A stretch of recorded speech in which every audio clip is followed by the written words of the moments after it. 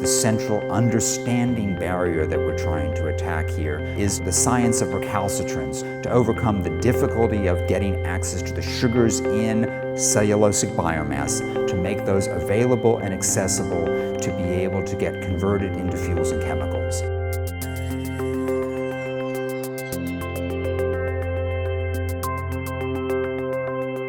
What we have targeted is really 3 different areas, which we highly call better plants, better microbes, and better combinations and tools. And we've been able to bring together multidisciplinary fundamental scientists from across the spectrum, from plant scientists, microbiologists, genetic engineers, analytical chemists, structural scientists, to really be able to study and examine how this looks at from multiple aspects. So BESC has really taken great advantage of that. So a good example of this is the project on the catalytic upgrading of ethanol into gasoline and jet fuels. Really be able to combine that sense of being able to know what was being made, know the needs of the field, and connect to scientists who even are outside of biotechnology, who can then help you develop new technologies and drive that forward. So how do we increase the value of and the use of ethanol in the marketplace?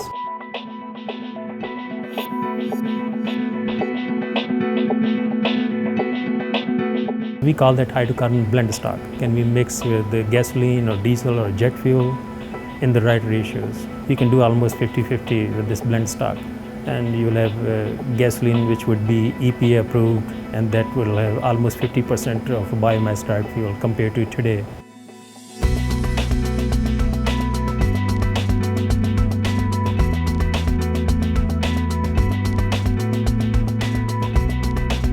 And Vertimass LLC has licensed it, and they are planning to take it to full commercialization over a short period of time with a pretty good market penetration over 4 to 6 years. This creates another pathway for consumption of not only all the excess capacity, but beyond, especially if cellulosic ethanol type plants start being commonplace and more successful. So you can create a whole economy and jobs because of this type of pathway, which allows you to produce fuel from renewable sources. Feedstocks is a significant input into the production of a biofuel. So it's estimated that about 1/3 of the price of a delivered biofuel might be comprised of the delivered feedstock, the production and the handling and the pre-processing and the delivery of a feedstock.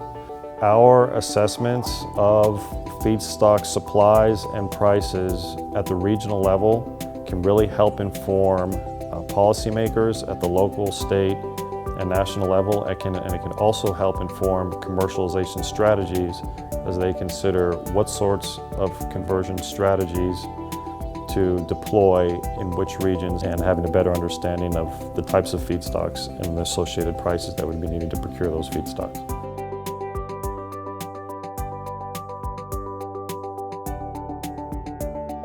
Within the feedstocks and logistics team here at ORNL, we have a history of feedstocks and logistics analysis going back to the Billion Ton Study, which helped inform the Energy Independence and Security Act of 2007. So we have an established track record of work in this field and resources and capabilities to provide that critical input into developing strategies towards commercialization of cellulosic biofuels.